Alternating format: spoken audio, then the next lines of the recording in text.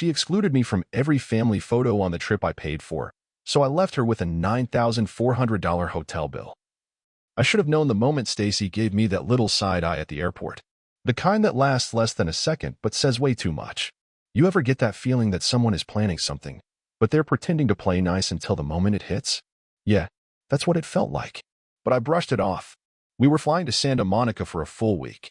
Resort hotel, beach access, rented vans, spa appointments, private dinner cruise, the whole deal. And I paid for every dollar of it. This was supposed to be a celebration. My father-in-law Robert turned 76.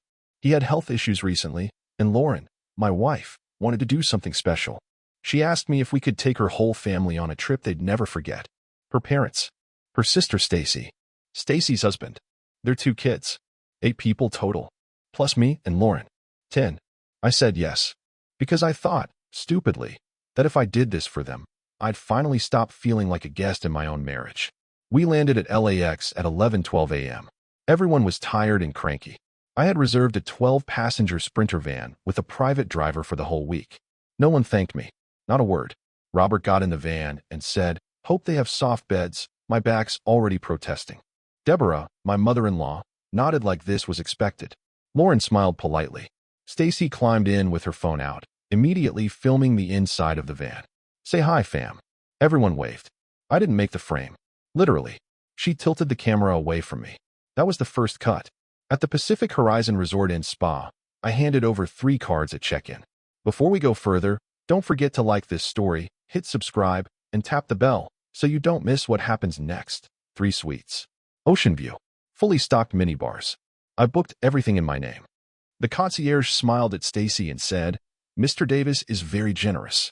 She blinked. Who? Then looked over her shoulder, fake confused. I didn't even flinch.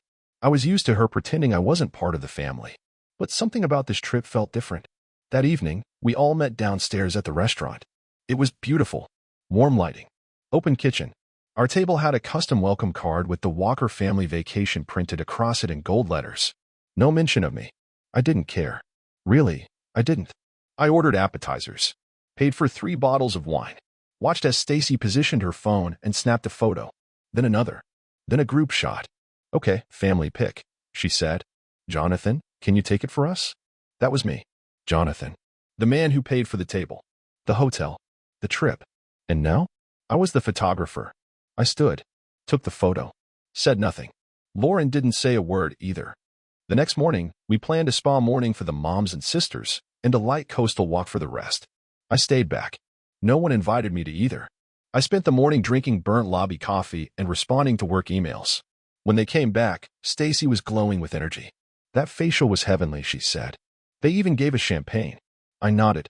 Lauren leaned in and kissed my cheek. "Thanks again, babe. This means a lot to them." But I noticed something she never said it meant a lot to me. It was like I was doing this for strangers. And by day 2, I started to believe that maybe I was. At brunch, they planned a group photo on the stairs near the pool. I had barely finished my food when Stacy stood up with her phone again. "Come on, guys. Let's do one before the sun gets too high." Everyone shuffled over. "Jonathan, can you?" I cut her off. "Why don't you ask someone else this time?" She blinked. Fake smile. "Oh, okay. No worries. I'll set a timer." They got into position. I stood behind a column, watched them laugh, shift, pose. I wasn't invited. Again. That night in the suite, I brought it up to Lauren. "Hey, can I ask something?" She was brushing her teeth, pajamas on, hair wrapped in a towel. "Yeah. Do you notice how your sister keeps leaving me out of everything?" She paused, then shrugged. "I think you're reading into it. She's just trying to organize things.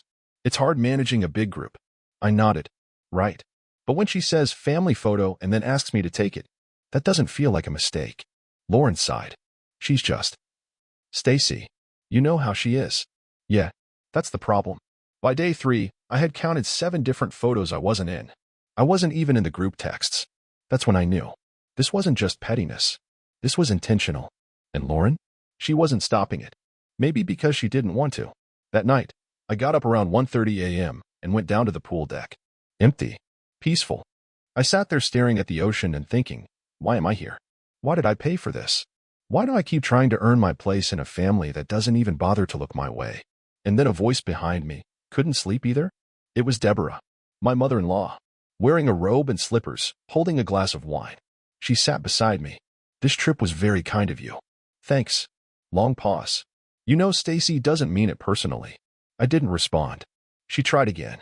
She's just used to calling the shots. That's how she is. No. That's how she chooses to be. Deborah looked at me. Really looked. Lauren should have said something. I nodded. Yeah, she should have. Then I stood up and left. In my suite, I sat at the desk, opened my laptop, and pulled up the booking system for the resort. I had full access. All 3 suites. Restaurant charges. Spa bills. Room service. Boat reservations. I stared at the screen for a while. Then I opened Stacy's room profile. Looked at the balance. Over $9,000 in charges, all under my name. I closed the tab, went to bed, and smiled for the first time that trip. Because now, I had a plan. Day 4 started with a beach yoga class. Booked for the ladies. I didn't even know about it until I came down for coffee and saw them heading out in matching white robes, yoga mats slung over their shoulders like they were part of some expensive wellness cult. Lauren gave me a quick wave. We'll be back in an hour. Maybe grab breakfast with Dad and the kids. Right. Because if I wasn't useful as the trip bank or the photographer, maybe I could play babysitter for the morning. Robert was already halfway into a mimosa when I joined him. They stretch. We drink. Works for me, he said. I half smiled and nodded, but inside, I was running low on steam. By noon, the whole group was gathered by the pool bar. I walked up with 2 towels over my shoulder, ready to hand one to Lauren and maybe, just maybe, sit down for 5 uninterrupted minutes with the people I'd been feeding, driving, booking, and accommodating for 4 days. Stacy saw me first. She didn't smile. She didn't move. She nudged Lauren and said, loud enough for me to hear, "This one's just for family, okay?" Then she picked up her phone and gestured toward the bartender. "Sir, would you mind snapping a quick group photo?" I stood there, holding the towels. Lauren didn't even look at me. She just adjusted her bikini strap and leaned in closer to her sister. Snap. Snap. Another family memory, without me in it. Again. Later that afternoon, I tried to play it cool. I went for a walk. I browsed a small bookstore across the street from the resort. Bought a worn paperback I already owned just to waste time. When I got back, everyone was lounging in the VIP cabanas I'd paid extra for. Stacy was ordering a fresh round of cocktails. "We're doing karaoke tonight," she announced. Everyone cheered. Even Robert raised his glass. I looked at Lauren. "That sounds fun." She didn't answer. Stacy turned to me with that tone, syrupy fake sweet, the kind you use with someone you hate but have to tolerate. "We were thinking just siblings and spouses tonight. Family only." I blinked. "I'm your brother-in-law." She laughed. "Oh, you know what I mean. Just the OGs." "The OGs? What was I? A bonus character?" Lauren said nothing. Again, that night, I went alone to a taco stand a few blocks down the beach. It was run by this older couple. He worked the grill. She did the register. He called me boss. She gave me an extra chio for no reason. It was the best part of my day. When I got back, the suite was empty. Lauren returned around midnight. She smelled like fruity drinks and hairspray. "You didn't miss much," she said. I didn't reply. She undressed slowly, humming under her breath like everything was perfectly normal. I stared at her. "You know this is all intentional, right?" She paused. "What is?" "Your sister. The photos. The way she talks around me, over me, never to me." Lauren rubbed lotion into her arms. "She's not trying to hurt you. But she is. And you're letting her." She looked at me, eyes narrowing. "What do you want me to do? Ruin the trip for everyone?" I laughed once, quiet. "It's already ruined. Just not for the people you care about." She said nothing. Just turned off the lamp and climbed into bed. Day 5. They booked a private driver to take them to a vineyard inland. I wasn't invited. No fake excuse this time. Just a text from Lauren. "We're doing wine tasting. You'd probably hate it. Take the day to yourself?" So I did. I called the front desk and pulled up Stacy's reservation on my account. I went through every line, every charge, room service, spa, late-night drinks, even minibar usage. $9,438.27 in total. All of it under my name. All of it charged to my card. I didn't cancel it yet. No, that would be too fast. Too loud. I just removed the auto billing tag. Switched the card on file to one of hers, one she didn't know was still tied to a pre-wedding bridal site I helped her set up 5 years ago. And then I waited. That night, they returned glowing, laughing, tipsy. Lauren handed me a bottle of wine with a sloppy bow made from a paper napkin. "We brought you something." Stacy was right behind her, fake pouting. "Wish you were there, Johnny. We had the best time." I nodded, smiled. I'm sure you did. Inside, I was already halfway gone. That evening, I went down to the bar alone. Ordered whiskey. Neat. The bartender, a guy named Marcus, looked at my room number and raised an eyebrow. You're the one taking care of the whole group, right? Not anymore, I said. He laughed. About time. They've been acting like reality TV stars. We chatted a bit. I asked him to make a note on Stacy's room. Any room service, charge directly to the room. Don't default to my card. He nodded. Got it. Honestly, good call. I went back to the suite, showered, and packed one bag. Not because I was leaving, just because it felt right to have my stuff in one place for once. Day 6 would be checkout, and I had one last move to make. The kind you don't come back from. But that's the thing about being disrespected long enough. Eventually, you stop flinching, and you start flipping the script. Checkout was tomorrow. I'd made it 6 days with these people. 6 days of invisible cuts and forced smiles. 6 days of being the man behind the curtain, the one who pays, who organizes, who fixes, and who never gets thanked.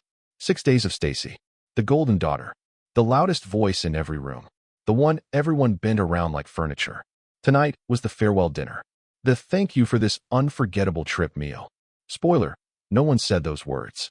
I put on my only collared shirt. Lauren came out of the bathroom in a red dress she hadn't worn since our anniversary in New Orleans. You look nice, she said flatly. I nodded. Thanks. You do too. She didn't look me in the eyes. She hadn't for days. The dinner was at the resort's signature restaurant, the one with the stupid long name and $60 entrees. I booked a private garden table for 10, under string lights with a live violinist. I set it up 3 months ago, back when I still thought I was doing something beautiful. They all showed up 15 minutes late, loud and half tipsy. Stacy was filming again. Final dinner, y'all. Cheers to sunshine, wine, and Walker family memories. She panned across the table. When she got to me, she lowered the phone. Didn't even try to hide it. I looked at Lauren. She was texting. The waiter brought out the drinks. Appetizers. Wine I hand-selected weeks ago. They all clinked glasses. Except me. I raised mine, but no one noticed. Deborah talked about a possible holiday ski trip. Robert mentioned maybe going to Florida next year, just as family. Lauren didn't correct him. Not once. I sat there chewing risotto and watching the moment pass. And that was the moment I knew. I wasn't in this family. I was just financing it. After dinner, we walked to the dock for the yacht cruise. Another thing I booked. 2 hours on the water. Open bar. Rooftop deck. Dessert spread. The concierge had prepped everything. People clapped when they boarded, not for me. For the boat. Lauren didn't take my hand. Stacy grabbed a cocktail and dragged Lauren to the front. The rest followed. I stayed on the lower level. Alone. Watched the shoreline drift past. Let the wind hit my face. Let the silence soak into me. And for the first time all week, I felt calm. Because this was it. Tomorrow, I'd be done. After the cruise, Stacy wanted group photos by the dock. Lauren tried to pull me in. Come on, just one. But Stacy jumped in first. Actually, I think this one should be just the real family. She said it with a laugh. But her eyes were hard. Lauren didn't say a word. I stepped back. Watched the flash pop. Listened to them laugh. Then walked away. Back at the suite, Lauren showered first. I sat on the edge of the bed, staring at the framed receipt I'd printed. $9,438.27 still unpaid. Still tied to my account, unless I changed it at checkout. Which I would. I placed the receipt in Stacy's beach bag while no one was looking. And on the back, I wrote, "This one's on you." Lauren came out in a robe. What hair? Tired eyes. Don't make tomorrow weird, okay? I looked at her. Do you even see what's happening? She didn't answer. So I kept going. Your sister has iced me out this entire trip. You've stood by. Your parents don't even say my name. And I'm footing the bill for all of it. She sighed. I just wanted a peaceful vacation. You got one. I didn't. Long pause. Then, I'm tired. So am I. She turned off the lamp. That was the last thing we said to each other that night. Checkout day. Everyone was packed and buzzing in the lobby. The car to the airport was waiting. I pulled Lauren aside. You go with them. I'll meet you there. Why? I have to settle the bill. She didn't argue. Didn't ask questions. Just nodded and followed the group outside. I stayed back. Waited 20 minutes. Then approached the front desk. Hi. This is for room 516, Walker. The concierge smiled. Already processed last night, but there was a card issue. We tried to charge the main card, and it was declined. I nodded. That's correct. It's no longer valid. Charge the card on file ending in 42-06. The room guest card. She paused. That's Stacy Walker's? Exactly. She hesitated. Would you like to leave a note? I slid the printed bill across the counter. Already did. Outside, the van was gone. Stacy would find out somewhere on the road to LAX that her sister's husband had left her with almost $10,000 in charges. And I wouldn't be there to hear the screams. But I'd imagine them and smile. Because finally, that was my vacation. Lauren called me 3 times before I even boarded my flight home. I didn't answer. I was sitting at gate 34A with noise-canceling headphones, watching people stress over boarding zones and overhead compartments. My phone buzzed in my pocket like it owed her something. It didn't. Not anymore. When I landed back in Denver, I had 15 missed calls and 2 voicemails. One from Lauren. One from Stacy. I played Stacy's first. Curiosity got the better of me. Her voice was shaking with rage. You absolute coward. What the hell is wrong with you? You left me with a bill I can't even cover, Jonathan. You're going to regret this. This is financial abuse. I laughed out loud in the Uber. Financial abuse. That's rich. Coming from the woman who spent a week treating me like a live-in ATM. I played Lauren's message next.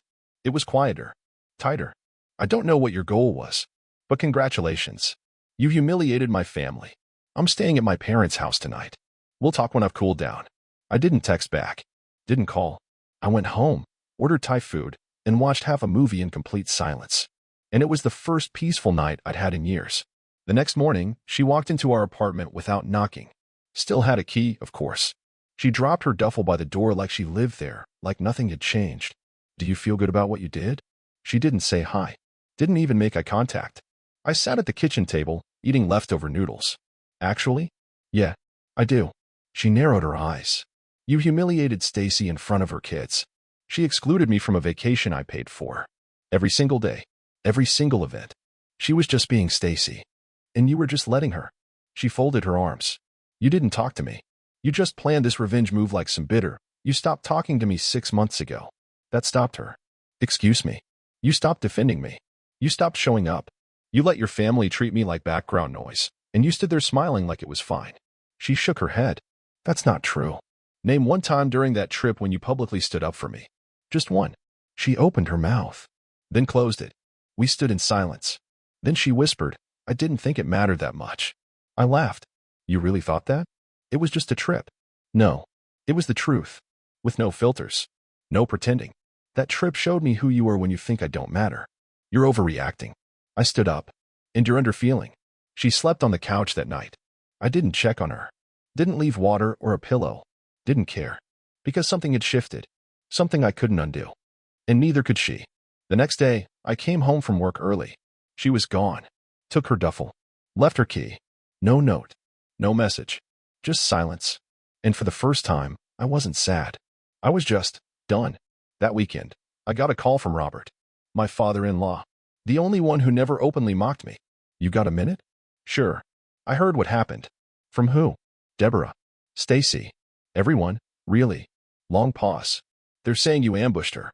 Set her up. I didn't touch her card. I just stopped covering her. Another pause. Deborah thinks we should all sit down and talk. As a family. I let out a long breath. There is no family. Not for me. He sighed. Jonathan, come on. That's not how marriage works. Then maybe I was never in one. I hung up and blocked all of them. That night, I started packing her stuff. Quietly. Deliberately. I boxed up her shoes. Her makeup. Her books. Her framed photos. Every little thing she brought into this space that now felt foreign. I didn't throw anything out. I just cleared the space. And once it was done, I finally felt like I could breathe again. 2 days later, she came by. No warning. I opened the door. Didn't invite her in. She looked tired. Hollowed out. Can we talk? I stepped outside and closed the door behind me. I think everything's already been said. She nodded. Then asked, is there someone else? There doesn't have to be. So that's it. It was over before the trip. You just made sure I noticed. She didn't cry. She didn't fight. She just said, I didn't think you'd ever walk away. And I replied, you were wrong. It was 3 days after Lauren left for good when I got the link. From Jordan, my coworker. Guy barely talks in the office unless it's about network load balancing or playoff stats. But his text was short. Yo, this you. Attached was a Reddit thread. r/public freakout title. Entitled Woman Screams at Resort Staff Over $9,000 Bill, Husband vanished. I opened it. And there she was. Stacy. Screaming in the middle of the Pacific Horizon lobby. Wearing a tacky floral wrap and oversized sunglasses. Voice echoing across marble tile as she tried to argue with the concierge. Someone had recorded the whole thing from the check-in lounge. You could hear every word. This is ridiculous. My brother-in-law booked this trip. He's responsible for this. I have kids. Ma'am, your card is on file. He did this on purpose. This is abuse. You're all complicit. The video had over 220,000 views in under 48 hours. Top comment? Imagine treating the guy paying for your whole vacation like garbage and getting stuck with the tap. Karma is spicy. Second top comment? She said, I have kids like it's a coupon code. I didn't laugh. Not because it wasn't funny, but because watching it back, calmly, silently, was the most surreal validation I'd ever felt. I didn't share the video, didn't comment, didn't even like it, but I watched it 3 times. Then I saved it. Just in case. The fallout came fast. Someone recognized Stacy's employer from an old TikTok she'd posted at work. Apparently, she was in HR for a mid-sized media company. They didn't find the video amusing. That Friday, she posted on Facebook, to those who think they know the full story, be careful. People can twist anything online. I was gaslit, manipulated, and abandoned by someone I trusted. Classic move. But the internet doesn't forget. And it doesn't like lies. Comments got turned off. Then the post got deleted. Then, her whole account went dark. Lauren didn't reach out. But Deborah did. Called me from a blocked number. I answered, mostly out of morbid curiosity. I assume you've seen the video, she said. I have. You've humiliated my daughter. No. She did that herself. Long pause. You think this is funny? I think it's justice. Her tone shifted, colder now. You think people are on your side? Wait until the narrative flips. People forget. They always do. I chuckled. Deborah. I've already been forgotten. For years. By all of you. And I hung up. By Sunday, I got a message from Robert. Just 3 words. I'm sorry, kid. That one? That hit weird. Not because I believed it, but because I think, deep down, he did mean it. Too little. Too late. But real. I didn't respond. 2 weeks passed. And then something strange happened. The front desk manager from the Pacific Horizon sent me an email. Said he wanted to thank me. Apparently, after the video, their resort was flooded with booking requests. People wanted to stay where that viral family meltdown happened. They comped me a 2-night stay. Ocean View Suite. VIP perks. Dinner for 2. I booked it. But not for me. I called my buddy Mason. He just got engaged and told him to take his fiancée. He asked me if I was serious. You don't want to use it yourself? Already seen the view. Time for someone else to make a good memory there. He laughed. That's the most divorced thing I've ever heard. I laughed too, but it didn't hurt. It didn't feel like a punchline. It felt like peace. That night, I made one last move. I pulled up the storage box in the closet where I'd kept all the photos. Wedding stuff. Vacations. Christmas cards. I sat on the floor. One by one, I fed them into the shredder. Didn't cry. Didn't hesitate. Just cleared space. Cleared memory. Cleared her. Everyone kept asking me the same thing afterward. Don't you regret it? Like I'd wake up one day and suddenly miss the sound of Stacy's voice poisoning our room. Like I'd crave being treated like an accessory by the woman I was married to. Regret? I waited for it. I gave it room. Let it sit beside me during long drives. Let it lean over my shoulder when I walked past restaurants we used to go to. But it never showed up. Not once. I moved out of the apartment we shared. Signed a lease for a new place, smaller, brighter, no memories in the walls. The first night I slept there, I didn't dream of her. I dreamed of silence. Clean, uninterrupted, healing silence. Lauren filed for divorce officially 2 months later. Through a lawyer. No personal contact. Just a packet in the mail, stapled and sterile. She didn't fight for anything. Didn't contest. Didn't ask for furniture, photos, nothing. I think she knew. This wasn't about things. It was about what they did to me and what they didn't do when they had the chance to stop it. My mom called me the day it was finalized. She'd been careful during the marriage. Respectful. Distant. Now she said what she'd held in for years. You gave them everything. They gave you nothing back. I didn't argue. I'm proud of you, she said. For what? For leaving before you forgot what you're worth. Stacy moved states. Lost her job after the HR scandal. Filed for bankruptcy 5 months later. I didn't cheer for that. I didn't want her ruined. I just wanted her irrelevant. Robert sent me a birthday card. Signed it alone. No mention of Deborah. No return address. Inside was one sentence. You didn't deserve that. I see it now. I didn't reply, but I didn't rip it up either. That card's in a drawer somewhere, the only piece I kept. Maybe because somewhere deep down, part of me always hoped at least one of them would open their eyes. Now, I go for walks on Sunday mornings. I take trips, just me, or me and a friend. I still book good hotels, still tip well, still like the quiet class of well-set tables and ocean air. But now, when I raise a glass at dinner, it's only with people who would never cut me out of the photo. One night, someone at a gathering asked me if I'd ever get married again. I shrugged. Maybe. Not afraid of being used again. Not really. Why not? I took a sip of wine. Because now I know what to look for. And what to walk away from. Early. The next morning, I sat in my apartment with the windows open. The light hit just right. The air smelled like peace. I looked around and realized, for the first time in years, I was home. Not in a house. Not in a marriage. But in my own damn life. You ever realize, the moment you stop chasing people, you finally start finding yourself? If you've ever felt used, unheard, or invisible in your own family, just know, you're not alone. Setting boundaries isn't cruelty. Walking away isn't weakness. Sometimes, it's the most powerful thing you can do. So if this story hit close to home, drop a comment, share your experience, or just say same. Don't forget to like, subscribe, and hit that bell, because here, we tell the stories no one else dares to. The ones that hurt, but also heal.